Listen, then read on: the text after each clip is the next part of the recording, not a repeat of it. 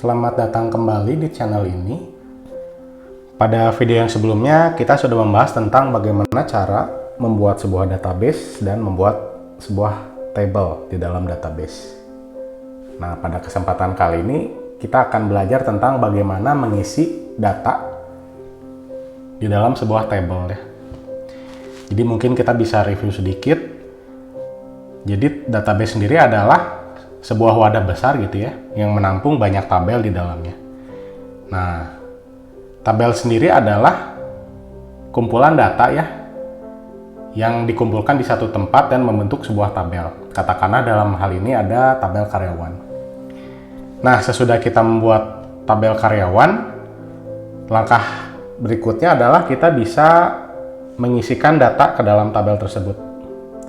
Misalkan sebelumnya saya udah membuat sebuah tabel karyawan yang isinya adalah ID, lalu nama, tanggal lahir, alamat, telepon, jabatan, dan gaji misalnya. Perintahnya sendiri adalah insert into, lalu nama tabelnya apa, nama tabelnya karyawan misalnya. Lalu kolom-kolom yang diisi itu apa aja sih? Kita definisikannya di sini. Misalnya seperti ini. Dan yang penting itu penulisannya harus sesuai gitu ya dengan yang tadi sudah kita buat. Seperti itu. Jadi harus sama persis, tidak boleh ada kesalahan. Karena kalau ada kesalahan itu nanti dia tidak akan jalan perintahnya pada saat dia dieksekusi seperti itu. Nah, jadi saya akan mengisikan data berupa ID, nama, tanggal lahir, alamat, telepon, jabatan, dan gaji ke dalam tabel karyawan. Lalu values-nya bisa kita isikan ya. Misalkan ID-nya itu 1. Lalu namanya adalah Denny misalnya. Tanggal lahirnya katakanlah 1980 bulan Desember tanggal 15. Nah, untuk tipe data tanggal atau date itu formatnya tuh adalah 4 digit tahun, lalu strip, 2 digit bulan, lalu strip, 2 digit tanggal. Jadi harus seperti ini formatnya. Lalu katakanlah telepon, misalnya 081 111 222 333 misalnya. Nah, kenapa telepon itu kita buat sebagai tipe data varchar, padahal kan dia nomor ya. Nah, kalau kita perhatikan di dalam sebuah nomor telepon itu kadang orang itu suka menambahkan karakter tambahan, misalnya kurung buka atau kurung tutup atau spasi atau strip misalnya seperti ini. Nah, seperti yang sudah pernah kita bahas, yang namanya tipe data varchar itu bisa menampung huruf, angka, atau simbol. Simbol itu bisa berupa spasi, kurung buka, kurung tutup, strip gitu ya, dan lain sebagainya.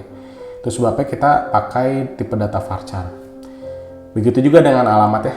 Maaf, ini harusnya alamat dulu. Nah, alamat itu juga kan terdiri dari huruf dan angka ya, dan juga karakter misalnya atau simbol. Itu sebabnya dia juga tipe datanya berupa varchar ya. Katakanlah alamatnya jalan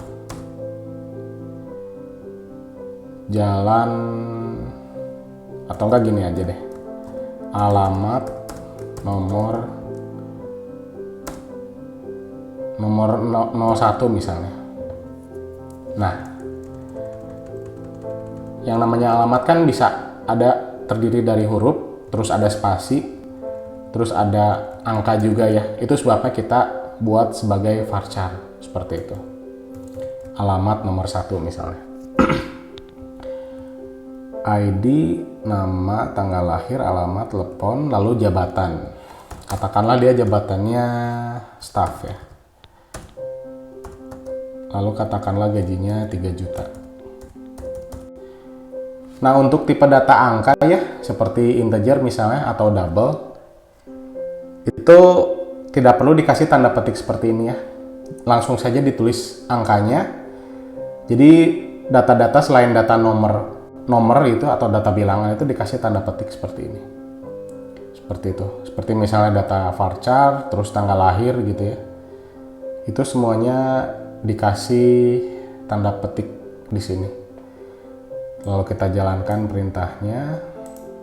Nah, sukses. Seperti itu. Kita sudah berhasil menambahkan satu data. Nah, yang berikutnya adalah kita coba lihat gitu ya. Data apa aja sih yang udah ada di tabel karyawan tersebut. Nah, caranya adalah dengan menuliskan perintah select bintang from nama tabelnya, tabel karyawan misalnya. Kita jalankan. Nah, ini sudah ada data yang tadi kita sudah masukkan ya. Jadi ID-nya 1, nama Denny, tanggal lahirnya sekian, alamatnya ini, telepon ini ya. Kita masukkan beberapa data lagi misalnya. Misalnya seperti ini. Misalkan value-nya kali ini 2. Misalkan namanya Freddy misalnya. Lalu tanggal lahirnya kita ubah seperti ini misalnya. Nah, untuk bulan yang selain Oktober, November, dan Desember ya, misalnya September gitu, itu kan hanya terdiri dari satu angka gitu ya. Nah, itu kita tambahkan angka 0 di dalamnya. Jadi September itu jadi 09 misalnya. Seperti itu. Kita tambahkan seperti ini misalnya. Staff juga, tapi gajinya kita tambah misalnya 4 juta. Seperti itu. Kita jalankan, lalu kita cek lagi apakah datanya sudah masuk atau belum. Nah, seperti ini. Lalu kita coba isikan beberapa data lagi ya. Misalkan kita isi 4 data lagi seperti ini misalnya. Erwin misalnya. Katakanlah seperti ini datanya.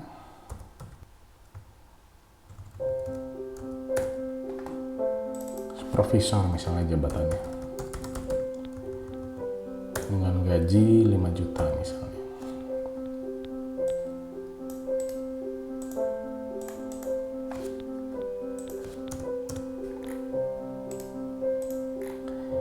Misalnya seperti ini contoh datanya, kita input.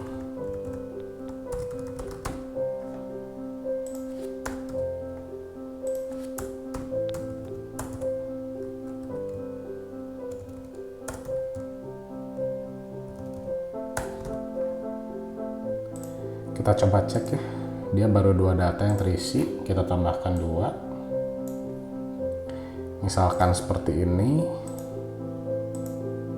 Nah,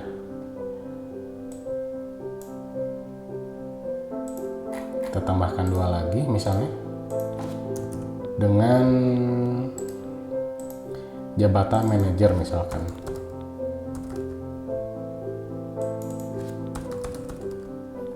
Soalnya gajinya 7 juta dan 8 juta katakanlah.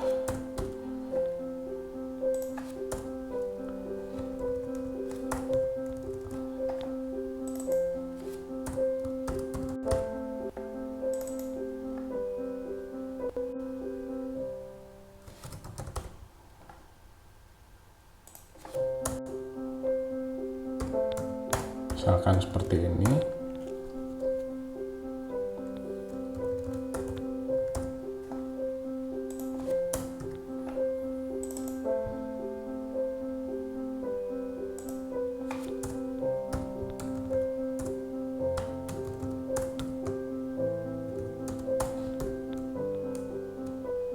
Kita tambahkan 2 data lagi misalkan ya, seperti ini. Nah, misalnya kita sudah mengisikan 6 buah data, maka hasilnya kurang lebih seperti ini. Lalu yang perlu diperhatikan adalah, misalnya terutama ini untuk yang ID ya, Misalnya kita di dalam data tabel tersebut sudah ada ID dengan nomor 6. Misalnya kita hendak mengisikan data lagi ya, seperti ini misalnya.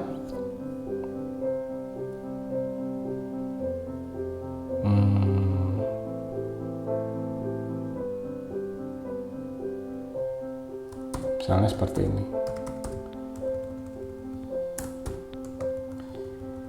Seakanlah kita hendak mengisikan data lagi, tapi dia ID-nya sama 6 ya. Kita lihat apa yang terjadi. Nah, dia akan ditolak karena yang namanya ID itu harus unik, nilainya unik ya, dan tidak boleh sama. Jadi berhubung ini udah ada angka 6, kalau kita masukkan angka 6 lagi dia akan error. Kita harus ganti jadi 7 misalnya, seperti itu. Maka kita coba masukkan lagi datanya, maka dia akan diterima ya, tuh seperti itu. Dan untuk tanggal juga ya, untuk tanggal sendiri, misalnya kalau kita menuliskannya tidak seperti format yang sudah tadi saya sebutkan ya, maka dia akan di-reject juga datanya. Misalnya kita nulis tanggal lahir misalnya seperti ini, 10 April misalnya 1989 misalnya. Kita coba ya. Nah, dia akan invalid karena nggak boleh nulis datanya seperti ini. Jadi harus 4 digit tahun, 2 digit bulan, dan 2 digit tanggal. Jadi 10 April misalkan kita tulis jadi seperti ini. Nah, ini yang benar. Misalkan namanya kita ganti seperti ini. Nah, dia akan sukses. Kurang lebih seperti itu. Jadi pada bagian ini kita sudah belajar tentang bagaimana caranya untuk mengisikan data ke dalam sebuah tabel. Nah, untuk bagian selanjutnya kita akan membahas tentang bagaimana cara mengupdate sebuah data dalam sebuah tabel. Demikian penjelasan ini saya sampaikan. Terima kasih Anda sudah meluangkan waktu Anda untuk menyaksikan video ini. Apabila Anda menyukai video ini, silahkan like dan subscribe. Terima kasih.